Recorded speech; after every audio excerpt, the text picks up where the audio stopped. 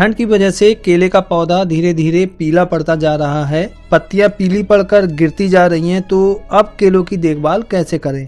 क्या अभी भी केलों को फर्टिलाइजर देना चाहिए? देखिए, दिसंबर और जनवरी के महीने में जब रात का टेम्परेचर 10 से 12 डिग्री सेल्सियस और दिन का टेम्परेचर 16 से 17 डिग्री सेल्सियस के आसपास रहने लगे तो केले का पौधा धीरे धीरे डोरमेंसी पीरियड में जाने लगता है। हमारी कोशिश यही होनी चाहिए कि केले का डोरमेंसी पीरियड जितना छोटा हो केले के लिए उतना ही बेनिफिशियल रहता है। डोरमेंसी पीरियड एक तरीके से पौधे की सुप्तावस्था होती है। इस पीरियड में जो पौधे की ओवरऑल ग्रोथ होती है वो रुक जाती है, पौधा खाना बनाना बंद कर देता है, पोषक तत्व भी उठाना बंद कर देता है और लगभग पूरी की पूरी कोशिकाएं डेड हो जाती हैं। पौधे के तने के आसपास की जो जड़ें होती हैं उनको छोड़कर बाकी सभी जड़ें धीरे धीरे काली होकर नष्ट हो जाती हैं और केले की पत्तियां पीली पड़कर धीरे धीरे गिरने लगती हैं। ये सारी प्रक्रिया डोरमेंसी पीरियड में जब केले का पौधा जाता है तो आपको अपने खेत में दिखाई देंगी। ऐसे में यदि आप इसको कोई भी फर्टिलाइजर देंगे तो पौधा किसी भी तरीके से उसको अपटेक नहीं कर पाएगा। इसलिए केले के पत्ते जैसे ही पीले पड़कर गिरना शुरू होते हैं तो पौधे का डोरमेंसी पीरियड स्टार्ट हो जाता है।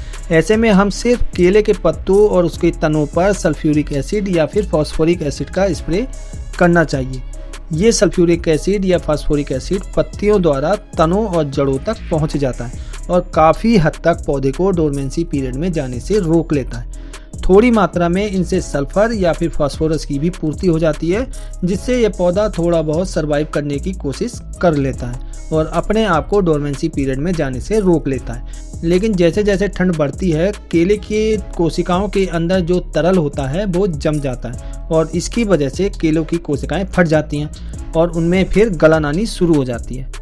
इससे क्या होगा कि आपका जो केले का तना है वो कमज़ोर हो जाएगा और आगे चलकर इन्हीं क्षतिग्रस्त कोशिकाओं में फंगस लगने की भी बहुत ज़्यादा संभावना हो जाती है। जाड़ों में केले के तने और उसकी पत्तियों पर किसी भी फंगिसाइड का स्प्रे करते रहना चाहिए और केले के तने को पाले से बचाने के लिए पोटेशियम सिलिकेट का स्प्रे भी करते रहना चाहिए। केले को पाले से किस तरह बचा सकते हैं इस पर ऑलरेडी मैं एक वीडियो बना चुका हूं, आप चाहें तो उसको देख सकते हैं। यदि ड्रिप सिस्टम है तो रोजाना आपको ताज़ा पानी देना चाहिए। इससे क्या होता है, सॉइल का जो टेम्परेचर है वो लगातार बढ़ता रहता है। यदि फ्लड सिस्टम से पानी दे रहे हैं तो फिर खेत में हल्का पानी दीजिए ताकि उसमें सिर्फ नमी बनी रहे, खेत में पानी रुकना नहीं चाहिए।